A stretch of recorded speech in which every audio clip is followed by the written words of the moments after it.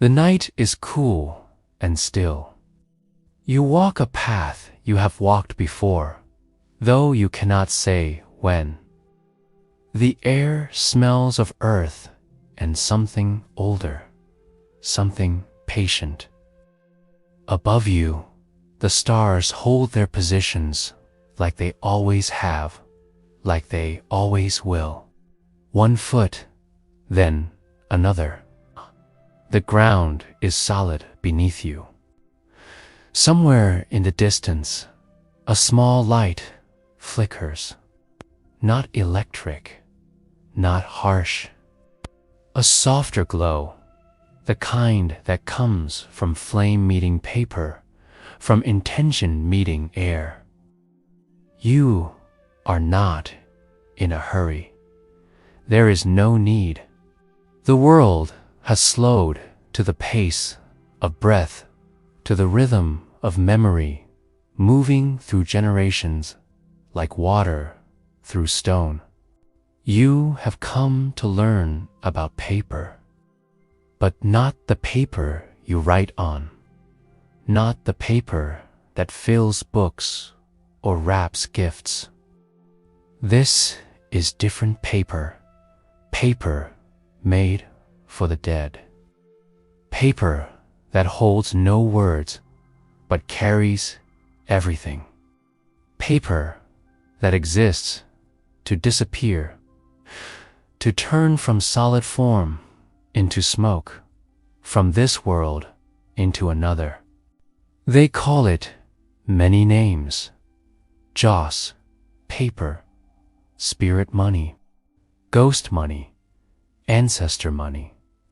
In Chinese, it is known as zhi qian, which means paper money, or jin, gold, paper. In Vietnamese, it is Giphy, Vang, Ma. In the quiet homes and temples of East Asia, this paper has burned for more than 2,000 years. It has carried love across the boundary of death. It has fed the unseen. It has kept memory alive in the most literal way a living person can imagine. Tonight, we will follow this paper. We will see where it began, how it moves through human hands, why it matters. We will watch it burn and understand what rises when it does. This is not a story about superstition or belief. It is a story about what people do when the ones they love are gone. It is a story about how we speak to silence, how we give to those who cannot receive, how we remember when memory is all we have left. The light in the distance grows a little brighter. You move toward it. There is no fear here, only curiosity, only the quiet knowledge that every culture, in its own way, has tried to solve the same problem. How do you care for someone who is no longer here? How do you honor a debt that cannot be repaid? How do you feed a hunger that belongs to the past? The answer in this tradition is simple. You fold paper, you light a match, you watch the smoke rise. And in that rising, something moves between the worlds. Something is sent, something is received, or perhaps something is simply remembered with such care that the act itself becomes a kind of presence. Let us go there together. Let us walk toward the light. Let us see what this paper holds, and what it releases, and why it has endured for so long in the hands of those who grieve, and those who hope, and those who simply wish to say, Even now, even still, I have not forgotten you. The flame waits, the night is patient. We will take our time. Paper itself is young. For most of human history, there was no paper. People wrote on stone, on bone, on strips of bamboo tied together with cord. They carved into clay tablets. They pressed styluses into wax. Writing was heavy. Knowledge weighed something. Then, in the year 105 of the Common Era, a man named Sai Lun presented something new to the Emperor of China. Sai Lun was a court official, a eunuch in the service of the Eastern Han Dynasty. He had been experimenting. He took tree bark, hemp fibers, old fishing nets, and rags. He pounded them into pulp. He spread the pulp thin across a screen and let it dry. What remained was light. What remained was strong. What remained was paper. The emperor was pleased. Paper spread through China. It moved along trade routes carried by merchants and monks. It reached Korea, Japan, Vietnam. Centuries later, it traveled west along the Silk Road to the Islamic world, and from there to Europe. Sai Lun's invention changed how knowledge moved through the world. It made writing accessible. But paper did something else, too. It gave people a way to send things that could not otherwise be sent. If it could carry a message, perhaps it could carry a gift. And if it burned, perhaps the smoke could travel where the living could not. The practice of burning offerings for the dead is older than paper. In ancient China, during the Shang Dynasty, more than 3,000 years ago, people buried their dead with food, tools, weapons, and sometimes even servants. These were gifts for the afterlife. The living wanted to ensure that their ancestors had what they needed in the world beyond. This was not abstract. It was practical. The dead were not gone.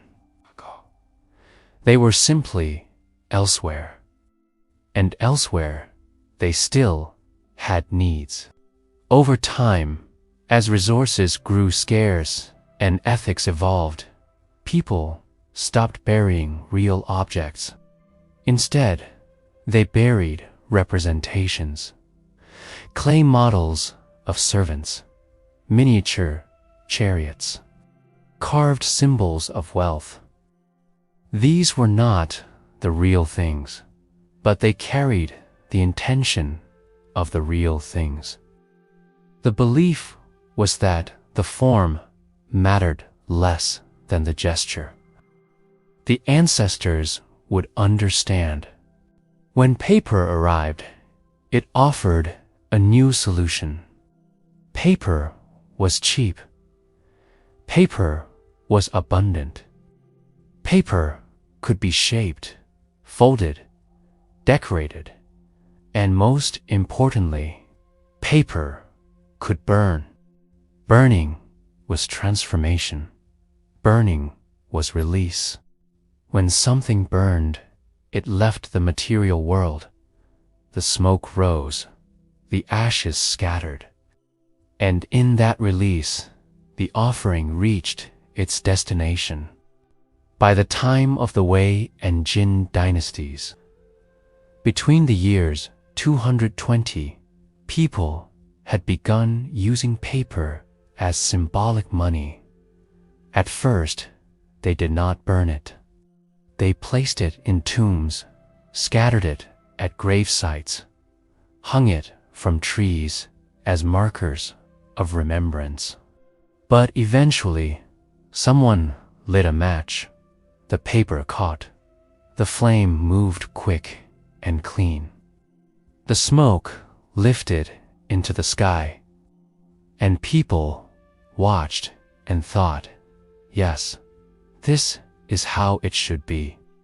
This is how we send what cannot be carried. The practice grew.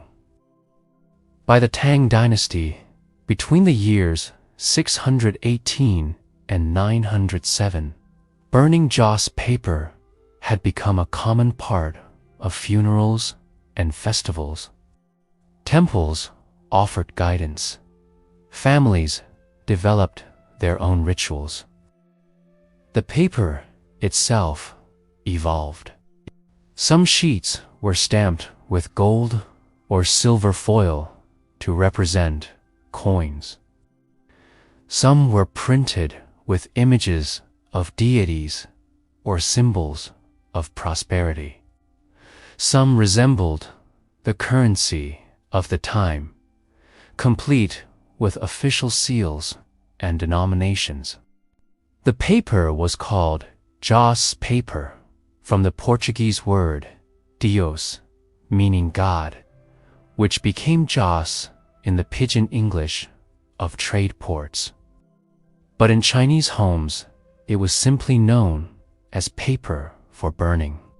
Paper for the spirits, paper for those who had gone ahead. Different types of paper served different purposes. Gold paper, called jin, was offered to deities and celestial beings. Silver paper, called yin, was given to ancestors and spirits of the deceased. There was also plain yellow paper, stamped with red seals, which represented ancient copper coins. Each type carried its own meaning, its own destination. The ritual was not confined to China. It traveled with the Chinese diaspora. It took root in Vietnam, where it became part of TGT celebrations and death anniversaries. It spread to Thailand, Malaysia, Singapore. In each place, it adapted. Local customs blended with a core practice, but the essential act remained the same. Paper folded, paper burned, smoke rising. A gift sent across the veil. In Vietnam, people burn the paper during the Hungry Ghost Festival, when the gates between worlds are said to open. In China, it is central to the Qingming Festival, also known as Tomb Sweeping Day, when families visit graves, clean the stones, and make offerings.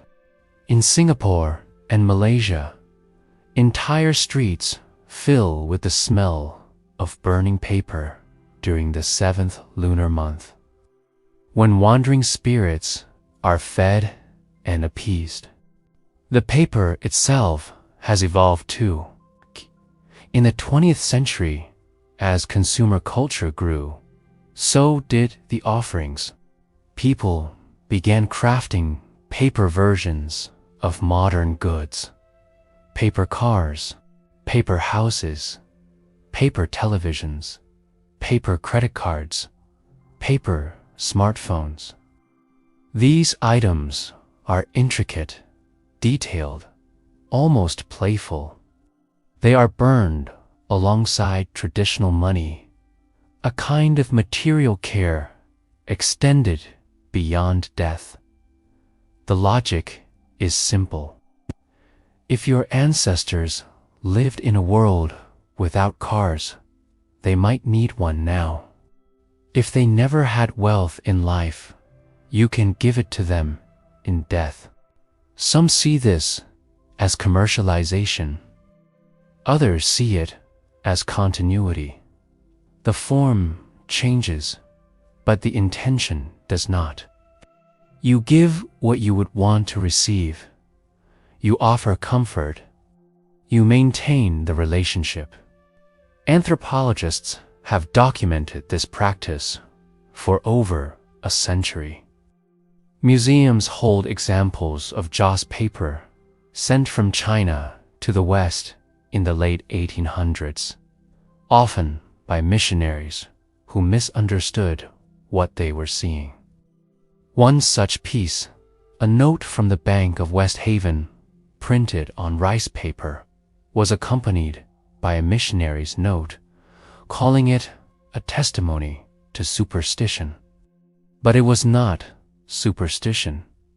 It was love. It was memory. It was the refusal to let death be the final word. The practice continues today in cities and villages, in temples and homes, on sidewalks and at gravesites. The paper is folded carefully. The match is struck. The flame catches. The smoke rises. And somewhere in the belief of those who perform the ritual, something is received. Let us move closer now. Let us enter a home on the eve of King Ming Festival. The house is small, clean, and full of quiet preparation. An altar sits against the far wall. On the altar, there are photographs, black and white images of people who are no longer young, no longer here. A grandmother with kind eyes. A grandfather in formal dress. Beside the photographs, there are offerings. A bowl of rice, a plate of oranges. 3 small cups of tea, still steaming. A woman kneels before the altar. Her name is not important. She could be anyone. She could be you. In her hands, she holds a stack of paper. The paper is thin, printed with gold foil in the shape of ancient coins. She has bought it from a shop that sells nothing but paper for the dead. Shelves stacked high with bundles, gold paper, silver paper, paper shaped like ingots, like lotus flowers, like miniature houses with red roofs and open doors. She lights a stick of incense. The smell is immediate. Sandalwood, perhaps, or jasmine. She places the incense in a holder, and the smoke begins its slow, upward drift. She bows 3 times. Each bow is deep, deliberate, unhurried. Then she speaks. Her voice is low, almost a whisper. She is not praying. She is talking, telling her grandmother about the year that has passed, about her daughter's grades in school, about the plum tree in the yard that finally bore fruit. When she finishes speaking, she picks up the stack of paper. She unfolds a few sheets and places them in a metal basin set on the floor. The basin is old, dented, blackened from years of use. She strikes a match. The flame touches the corner of the paper. For a moment, nothing happens. Then the paper catches. The flame spreads quickly, hungrily, turning the gold foil dark before it curls and blackens and becomes ash. The woman watches. She does not hurry. She feeds more paper into the flame, piece by piece. The fire does not roar. It whispers, it eats quietly. The smoke rises in a thin column, twisting as it moves toward the ceiling, toward the open window, toward the sky. This is not theater. This is not performance. This is care. The woman believes, or hopes, or simply chooses to act as though her grandmother can receive this gift. She believes, or hopes, or simply acts as though the boundary between living and dead is not a wall, but a membrane, something thin enough for smoke to pass through. When the last piece of paper has burned, she adds water to the basin. The ashes hiss and settle. She bows 3 times again. She rises. The ritual is complete. It has taken perhaps 20 minutes. It will happen again next year, and the year after, and the year after that. Let us move now to a temple. It is late afternoon. The light is golden, slanting through the doorway, catching dust in the air. Inside, a Taoist priest prepares for a funeral ritual. The deceased is a man who lived 84 years. He was a carpenter. He built tables, chairs, door frames. His hands were strong. Now they are still. The family has gathered. They wear white, the color of mourning in Chinese tradition. They stand quietly, waiting for instruction. The priest moves through the space with practiced ease. He places offerings on a low table. Fruit, rice, tea, wine, and paper. So much paper. Not just money, but whole sheets printed with images of servants, horses, chariots. Paper clothing folded neatly. Paper shoes. Paper meant to outfit the deceased for the journey ahead. The priest lights candles. He chants sutras. His voice is rhythmic, almost musical. The words are old, some in classical Chinese, some in a dialect the family does not fully understand. But understanding is not the point. The sound itself is the offering. The repetition is the bridge. When the chanting ends, the priest gestures to the family. It is time to burn the paper. They move outside to a large iron drum set in the courtyard. One by one, family members approach. The eldest son goes first. He holds a bundle of gold paper. He lights it with a long stick of incense and places it in the drum. The flame catches immediately. The paper crackles, glows, collapses into itself. The daughter goes next, then the grandson. Each person burns a portion. Each person watches the smoke. There is crying, but it is soft. There is grief, but it is contained. This is not the sharp edge of loss.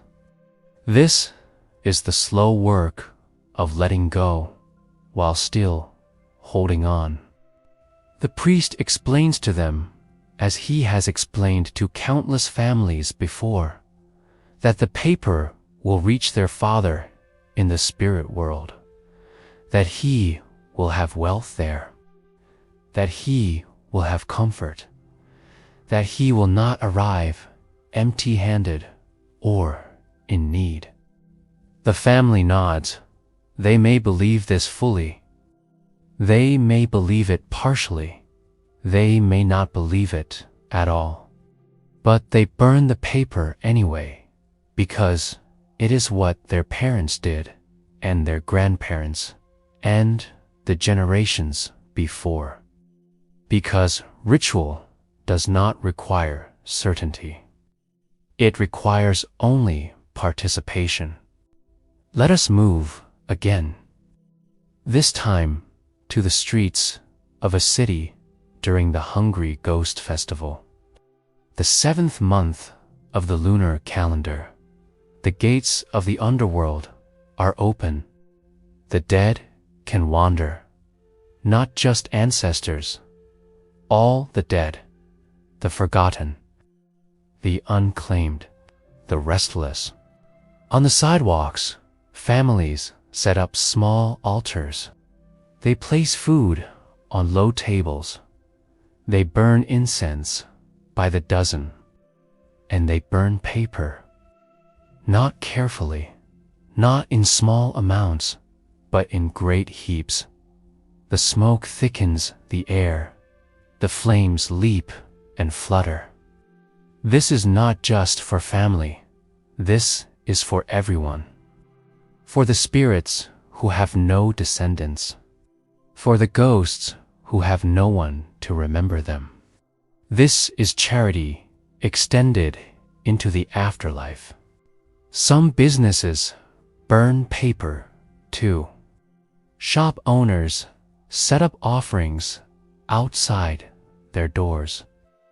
They want to ensure that wandering spirits are appeased, that no hungry ghost lingers to cause mischief or misfortune.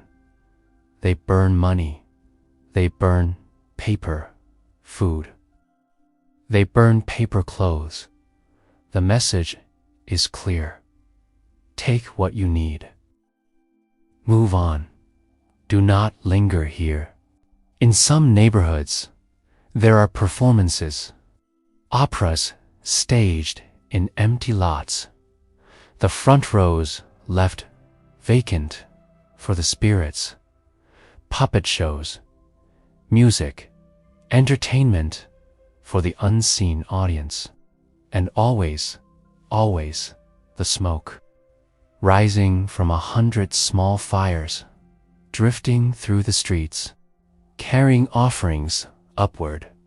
Let us move one more time to a quieter place, a hillside cemetery on the outskirts of a town. It is early morning. Dew clings to the grass. The air is cool and clean. A family arrives carrying bags and baskets. They walk to a grave marked with a simple stone. The name is carved in characters. Beside the name, dates. A life measured in years. The family sets to work. They sweep the grave. They pull weeds. They wash the stone with water brought in a plastic jug. When the grave is clean, they arrange offerings. Fresh fruit, steamed buns, a whole roasted chicken, cups of tea, and paper, stacks of it. The grandmother of the family speaks to the grave as though the person beneath can hear. She tells them about the new baby, about the wedding next month, about the cousin who moved to another city for work. She speaks in the same tone she would use if the person were sitting across from her at a table. Matter of fact, warm, familiar. When she finishes, she lights the paper. The wind catches the smoke and pulls it sideways, then up. The family watches in silence. A child asks why they burn the money. The mother says, so they have what they need. The child asks, do they really get it? The mother pauses. Then she says, we do it because we love them. The child seems satisfied with this answer. Perhaps that is the truest answer, not because it works, not because the dead truly receive the paper in some literal transaction, but because the living need to give, because grief needs action, because love, even when it has nowhere to go, still seeks expression. The paper burns. The smoke rises. The family stays until the last ember fades. Then they pack up their things. They bow to the grave. They leave offerings of fruit for the birds and the rain. They walk back down the hill. The grave is clean. The ritual is complete. They will return next year. This is the rhythm of the practice, annual, cyclical, rooted in the calendar and the turning of seasons. Qingming in the spring, the Hungry Ghost Festival in late summer, death anniversaries marked on the lunar calendar, funerals when they come. Each occasion calls for paper. Each occasion calls for smoke. The paper has changed over the centuries, but the gesture has not. In ancient times, it was simple sheets stamped with foil. Now, in cities like Hong Kong and Singapore, you can buy paper replicas of almost anything. Paper mansions 3 feet tall, complete with balconies and gardens. Paper cars with wheels that turn. Paper servants dressed in traditional robes. Paper laptops, paper handbags, paper cosmetics, paper pets. Some find this absurd. Some find it touching. The vendors who sell these items do not judge. They simply meet the demand.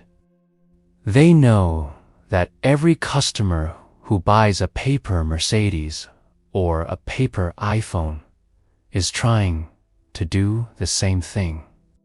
They are trying to say, I wish you had this in life. I give it to you now. They are trying to say, I still care. I still provide. I am still your child, your grandchild, your descendant. There is an entire economy built around this practice. Factories produce the paper. Artists design the intricate replicas. Shops sell them year-round. Temples offer spaces for burning. The government regulates where and when burning can occur, mindful of fire hazards and air quality. Yet the practice persists. It adapts. It endures. Because at its core, this is not about paper. It is about relationship. It is about the refusal to let death sever the bonds of family. In a culture that places immense value on filial piety, on honoring parents and elders, the burning of paper is one of the most tangible ways to continue that honor beyond the grave. Confucian thought, which has shaped much of East Asian culture, teaches that the family is the fundamental unit of society, that respect for elders is the foundation of moral order, that ancestors, though dead, remain part of the family structure. They are not gone. They are elevated. They watch over the living. They offer guidance, protection, blessings. In return, the living owe them care. And care, in this tradition, includes providing for their needs in the afterlife. So the paper burns in homes and temples, on hillsides and street corners, in cities and villages. In the diaspora, communities scattered across the world, wherever Chinese, Vietnamese, Korean, and other East Asian families have settled, the practice has traveled. It has adapted to new laws, new environments, new generations, but it has not disappeared. Some modern families burn less. Some burn symbolically, just a few sheets instead of large quantities. Some use electronic alternatives, websites where you can make virtual offerings, digital incense, and digital money sent with a click. But even in these adaptations, the core remains. The intention, the memory, the act of giving. The smoke rises. It always rises. Whether thick or thin, whether from a metal basin in a city apartment or a large drum in a temple courtyard, it rises. It disperses. It disappears into the air. And those who watch it believe or hope or simply choose to act as though somewhere, somehow, it arrives. What does it mean to give to someone who cannot receive? This is not a question unique to this tradition. Every culture grapples with it. We bring flowers to graves. We pour whiskey on the earth. We light candles. We say prayers into empty air. We write letters we will never send. We set a place at the table on holidays. We speak to photographs. None of these acts are logical. None of them change what has happened. The dead do not smell the flowers. They do not drink the whiskey. They do not hear the prayers. And yet, we do these things anyway. Because logic is not the only measure of meaning. The burning of paper is a ritual, yes, but ritual is simply structured emotion. It is a way to hold grief so that grief does not have to be held alone. It is a way to express love when love has nowhere else to go. It is a way to say, you mattered. You still matter. I have not forgotten. In Chinese and Vietnamese families, ancestor worship is not a side practice. It is central. The ancestors are not distant. They are present. Their photographs sit on altars in living rooms. Their names are spoken aloud on special days. Their preferences are remembered. Grandmother liked chrysanthemum tea. Grandfather preferred pork over chicken. These details matter. They keep the person vivid, specific, real. The paper offerings extend this care into the realm of the material. If you cared for your parents in life, you care for them in death. If you provided for them when they were old, you provide for them still. The afterlife, in this belief system, is not so different from this life. There are needs. There are expenses. There are comforts to be sought. And just as children support their aging parents, they continue to support them after death. This is not superstition, or if it is, then so is every act of memory. So is every gravestone. So is every monument. So is every name carved into stone, so that future generations might know someone was here. The burning of paper asks a question that every grieving person has asked. What do I do with this love? The person is gone, but the love is not. It persists. It presses against the ribs. It wakes you in the middle of the night. It sits beside you at meals. It is heavy, and it is light, and it has nowhere to go. The paper gives it somewhere to go, into the flame, into the smoke, into the sky.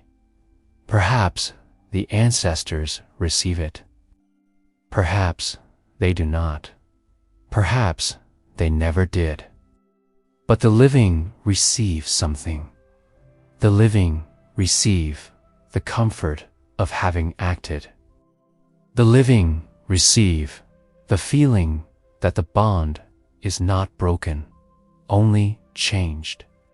The living receive a way to be a good child, a good grandchild, a good descendant, even when the person they love is no longer there to acknowledge it. In Western thought, death is often seen as a rupture, a finality, an ending. The language around death emphasizes loss. We lose someone, they are lost. We move on, we let go, we find closure. But in the traditions that practice paper burning, death is not an ending. It is a transition. The person is not lost. They have moved. They are in another place. And that place is not unreachable. It is simply different. It requires different methods of communication, different forms of care. The smoke is the message. The flame is the transfer. The act of burning is the bridge. This perspective changes the shape of grief. It does not eliminate it, but it offers a structure. It offers a way forward that does not require letting go. You do not move on. You continue the relationship in a new form. You adapt. You find new ways to express what has not changed. There is something deeply human in this, something that crosses cultures and centuries. The desire to keep the dead close, the refusal to let memory be passive, the need to do something, anything, rather than simply endure the absence. The paper is practical magic. It is symbolic, yes, but symbols are not empty. They are full. They are heavy with meaning, with intention, with centuries of people standing before altars and thinking, this is what I can do. This is what I can give. The ritual also serves the living in another way. It brings family together. It creates shared action. In the quiet of individual grief, people can feel isolated. But in the ritual, they are together. They sweep the grave together. They arrange offerings together. They light the paper together. They watch the smoke together. They remember together. The child learns by watching. The grandchild learns by participating. The tradition passes not through explanation, but through repetition, through presence, through the steady rhythm of the calendar and the returning of seasons and the annual journey to the grave. The paper is folded by hand. Even in an age of factories and mass production, many families still fold their own. Gold paper into ingots, silver paper into boats. The folding is meditative. It is quiet work. It is work that does not require words. You can fold paper while thinking about the person you will burn it for. You can fold paper while remembering their hands, their voice, the way they laughed. The folding is part of the offering, not just the finished product, but the time spent making it. And when the paper burns, it burns quickly. Paper is fragile. It catches easily. It does not last. And perhaps that is part of the meaning too. That what we give is temporary. That the gesture is brief. That the smoke disperses. But the act of giving, the fact of having given, remains. You cannot hold on to smoke. You cannot keep it. You can only release it. And in the releasing, there is something that feels like love. A love that does not cling. A love that does not demand.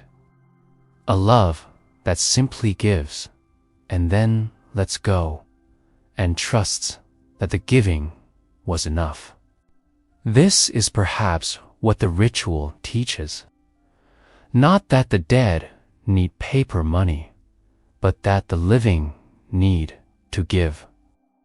That love is not a feeling to be managed, but an action to be performed.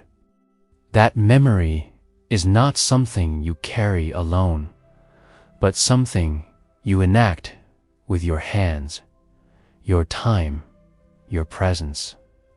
The paper burns. The smoke rises. The flame fades. And what remains is the knowledge that you did what you could. That you honored the relationship. That you acted as though the person you love is still worthy of care. And they are, even in absence, even in silence. Even now, the night is still cool. The path is still solid beneath your feet. You have walked with the paper. You have seen it folded, lit, released. You have watched the smoke rise and disappear into air that holds more than we can see. You are not required to believe what others believe. You are not asked to adopt this practice. You are simply asked to witness it. To understand that for millions of people across many centuries, this has been a way to say what words cannot say. This has been a way to honor what death cannot erase. The paper is simple, thin, fragile. It costs almost nothing. It burns in seconds. But what it carries is not simple. It carries devotion. It carries continuity. It carries the unbroken thread that runs from the living to the dead, from the present back through time to all those who came before. Every culture has its threads. Every culture weaves the past into the present in its own way. Some carve names into stone. Some pour water onto earth. Some light candles that burn through the night. Some sing songs that their grandmothers sang. Some burn paper and watch the smoke rise. None of these acts can change death, but all of them change how we live with death, how we hold it, how we let it hold us, how we move through grief, not by leaving it behind, but by making space for it, by giving it form, by acknowledging that love does not end when breathing does. The woman at the altar will return next year. The family at the grave will return. The priest will guide other families through other farewells. The smoke will rise again and again and again, as long as there are people who remember, as long as there are hands to fold the paper and matches to light the flame. The practice will change. It has always changed. From clay figures to paper money, from simple sheets to intricate replicas, from temple courtyards to city sidewalks, to perhaps one day something we cannot yet imagine, but the core will remain.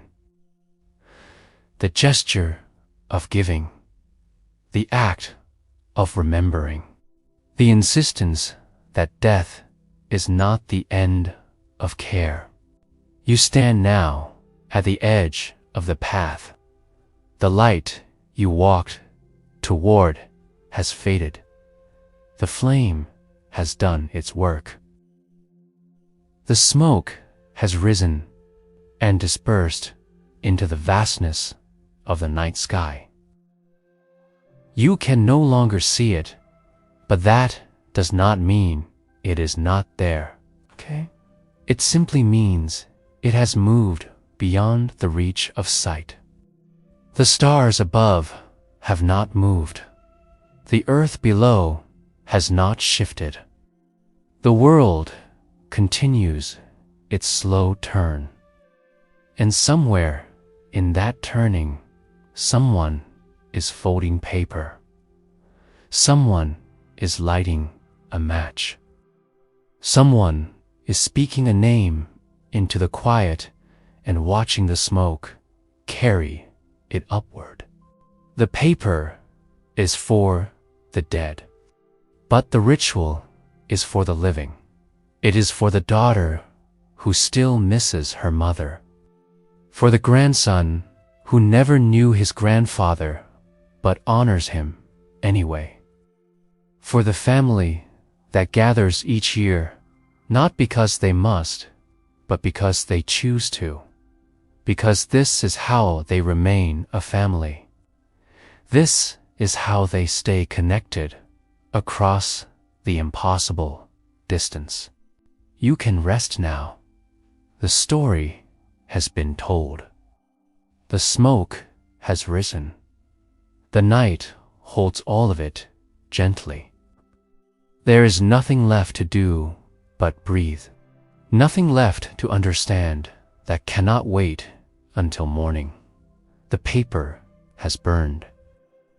The ancestors, if they are listening, have received what was given. If they are not, the gesture stands anyway, complete in itself. A prayer without an answer. A gift without receipt. Love without condition. Let the night continue its slow breath. Let the world turn. Let the smoke dissolve into air that holds memory the way water holds salt, invisible, everywhere, essential. And so the story rests.